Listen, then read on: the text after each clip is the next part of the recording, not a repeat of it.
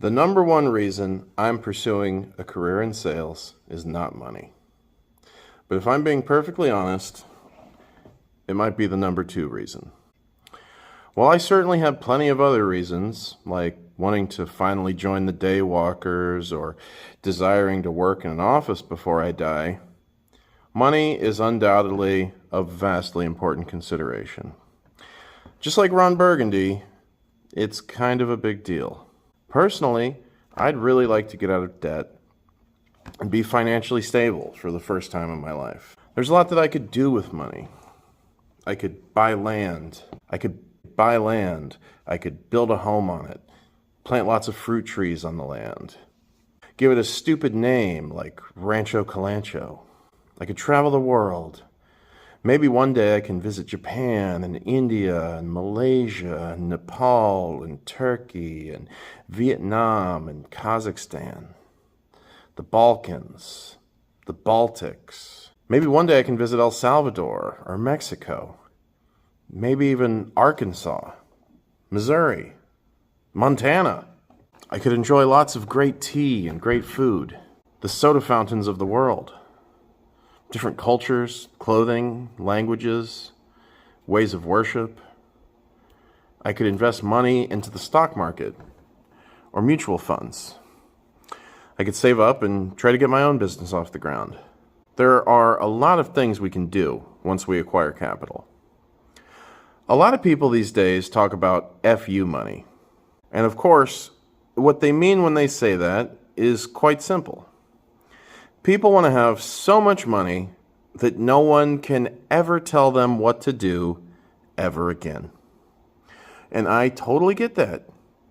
Having to answer to other people and hierarchies of other people can be strenuous, frustrating, and often completely exhausting, especially for people who haven't sufficiently humbled themselves, which is probably all of us.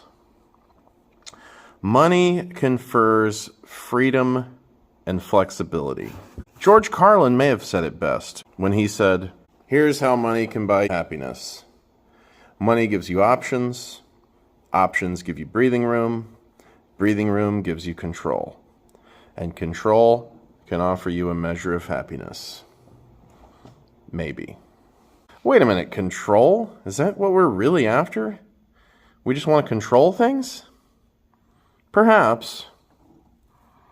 But you had me at options. Not stupid, pointless options that actually make us more miserable, like having to pick between 112 kinds of spaghetti sauce at the grocery store, but real, substantial options. The freedom to travel, or send our kids to a nicer school, or, receive adequate health care. And breathing room? Well, that sounds like Cloud 9 to me. Money is a store of value. That's all it is. Money is a store of value. That's all it is. And it's awesome. In today's world, everyone needs it. It's awesome to have the things you need. So everyone needs it. Except for Robin Greenfield. Shout out to Rob Greenfield. Go check out his channel. Especially if you need to have your consumerist programming rocked to its very foundation. Okay, it's because of his work that so many people have seen that there can be a fulfilling and at least emotionally secure existence beyond the gates of capitalism.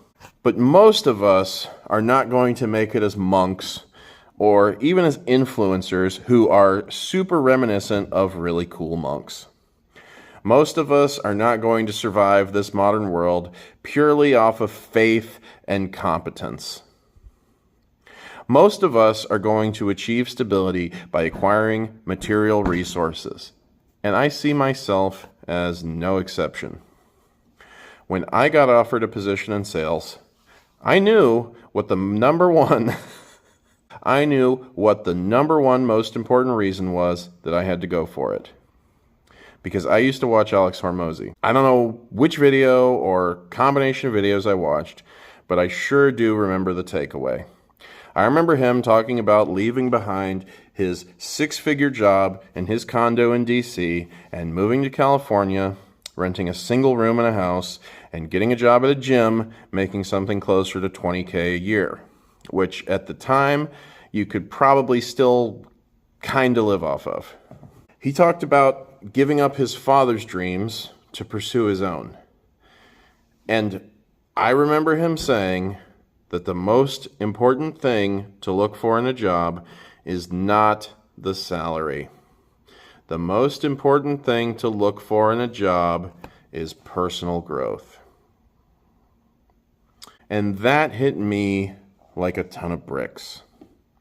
It hit me like a locomotive.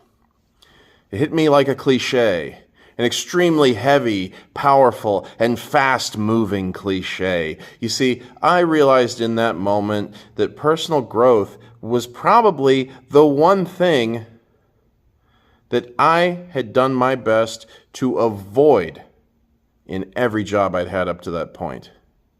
I just wanted to do something easy because my life had always been so hard. Okay, and I know someone always has it harder and someone always has it easier, but that's how I felt at the time. It is what it is. Now, over time, I did get tired of the dead ends I was sitting at. I had aspirations of entrepreneurship, and I swung and I missed on at least 2 occasions so far now. Alex Hormozi taught me that it was all my fault, that no matter how mad I might be, and my parents, or the school system, or my bosses, or those stupid apps, that I had no hope of becoming a leader until I was willing to accept complete responsibility for failure. The buck would have to stop with me, point blank. After this wisdom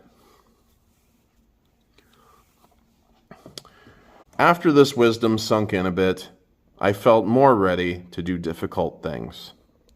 So when a kind stranger got into my vehicle for an Uber ride on a Saturday night, gave me his contact info, and set me up with an interview on the following Monday, I knew that I had to say yes. I knew it would be foolish not to go. And when the interview concluded, and the boss had given me all the info, and he asked if I wanted to take some time to think about it, I knew I had to say, no, let's do it. Let's go for it. I mean, what was there to think about? I knew sales was going to be super challenging, and I had my eyes squarely on the prize: personal freaking growth. A lot of people say the best investment you can make is in yourself. And I don't know if that's true, but I will let you know. Vlog so hard, my friends. I'll see you next time.